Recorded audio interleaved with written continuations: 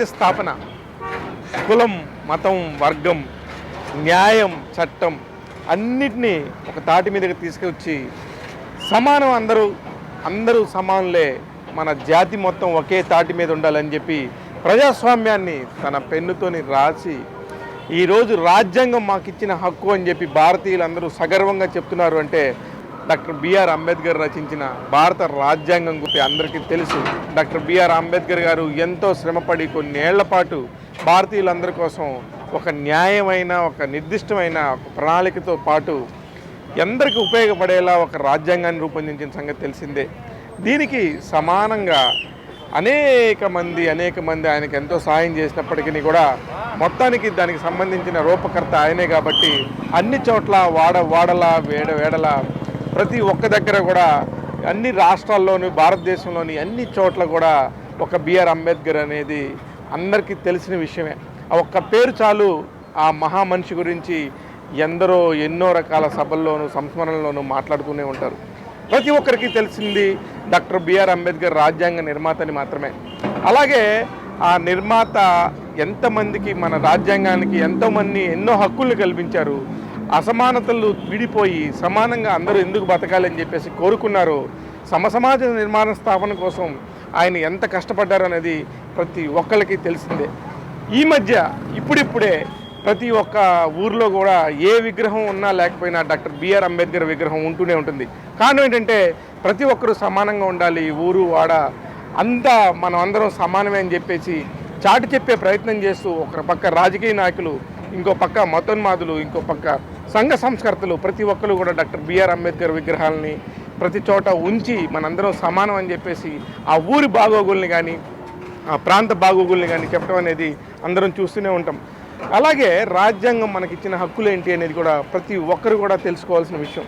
ఇలా ప్రతి ఒక్కరు కూడా ఎక్కడ చూసినా సరే ఇప్పటికే స్వతంత్రం వచ్చి 75 సంవత్సరాలు దాటిన తర్వాత కూడా మనం ఇంకా భారత రాజ్యాంగ నిర్మాతని మనం తలుచుకుంటున్నామంటే అది అతని గొప్పతనం, భారతీయుల యొక్క గొప్పతనం. ప్రతి ఒక్కరు కూడా భారతీయులు ఇంత హుందాగా నిర్భయంగా అర్ధరాత్రి పూట అపరాత్రి పూట తిరుగుతూ ఉండి ఎంజాయ్ చేస్తున్నారు అంటే ప్రజాస్వామ్యం మనకి ఇచ్చిన హక్కు అని చెప్పి అందరికీ తెలిసిందే.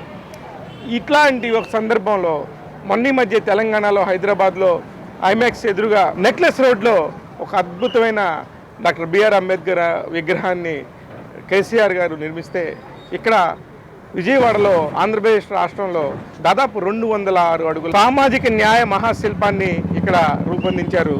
ఇది చాలా అద్భుతం. దీనికి ఒక పండగ వాతావరణాన్ని సృష్టించారు విజయవాడ నగరవాసులంతా కూడా. విజయవాడ మొత్తం ఎటు చూసినా సరే రంగురంగుల పూలతోని అద్భుతమైన కట్టడాలతోని ఉన్న ఈ ఒక్క దాన్ని చూడటం కోసం ప్రజలందరూ తండోపతండాలుగా వస్తున్నారు. రేపు 19వ తారీఖు జనవరి 2024 సంవత్సరం అద్వితీయమైన సందర్భంగా ఆయన డాక్టర్ బిఆర్ అంబేద్కర్ విగ్రహాన్ని ఆవిష్కరించి జాతికి అంకితం చేయనున్నారు. డాక్టర్ బిఆర్ అంబేద్కర్ ఆయన ఒక్కడే ఉండి మహాశక్తిగా భారతదేశం మొత్తం ఎలా వ్యాపించారో మనం చూస్తూనే ఉన్నాం. ఇప్పుడిప్పుడే భారతదేశం మొత్తం ఇలాంటి సర్దార్ వల్లభాయ్ పటేల్ విగ్రహం కానీ డాక్టర్ బిఆర్ అంబేద్కర్ విగ్రహాలు కానీ ఇలాంటి ఎందుకు చెప్తారంటే ఒక చిహ్నాలుగా, ఒక జాతి చిహ్నాలుగా వీటన్నిటిని రూపొందిస్తూ ఉంటారు. ఇలాంటి అనేక శిల్పాల గురించి వీటన్నిటి గురించి మాట్లాడుతూనే ఉన్నాం. కానీ బిఆర్ అంబేద్కర్ ఎక్కడ ఉన్నా సరే ఒక రాజ్యాంగ నిర్మాతగా తన యొక్క పాత్రని అందరూ కూడా ఓన్ చేసుకునే ఉద్దేశంతోనే, సమానత్వాన్ని చాటి తెప్పే ఉద్దేశంతోనే భారతీయులందరూ ఒక్కటేని అనేక వేదికల మీద చెప్పడం వల్లే ఆయనకి అంత పేరు. అందుకనే ఆయన యొక్క విగ్రహాలని చిరస్మరణీయంగా తయారు చేసుకుంటూ వాళ్ళ జాతికి గుర్తుగా అంకితం ఇస్తూ ఉన్నారు. ఇలాంటి ఒక శిల్పాన్ని వైఎస్ జగన్మోహన్ రెడ్డి రేపు విడుదల చేస్తున్న సందర్భంగా విజయవాడలో ఉన్న సామాజిక న్యాయ మహాశిల్పాన్ని మళ్ళీ చూస్తూనే ఉండండి. ఇదొక పెద్ద ఒక ఎపిక్గా తయారైంది విజయవాడ మహానగరానికి. వచ్చిపోయే ప్రతి ఒక్కరు కూడా విజయవాడలో ఒక పక్క కనకదుర్గమ్మని, ఇంకో పక్క డాక్టర్ బిఆర్ అంబేద్కర్ విగ్రహాన్ని ఖచ్చితంగా చూస్తారని కోరుకుంటూ టాక్ తెలుగు ఛానల్ ప్రేక్షకులందరూ కూడా ఇలాంటి వీడియోస్ కోసం మరింత చూస్తూనే ఉండండి. నేను మీ శివ మల్లాల.